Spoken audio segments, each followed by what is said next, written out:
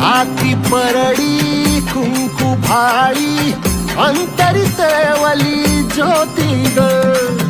भंडाऱ्याची मुठ उधळली पाप जळली कोटी ग सेवेसाठी आलो दुरुनी तूच जीवाचा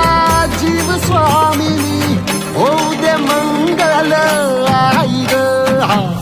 हाती परडी कुंकू भाळी अंतरित वाली ज्योती ग भंडाऱ्याची मुठ उधळली पाप जळली कोटी ग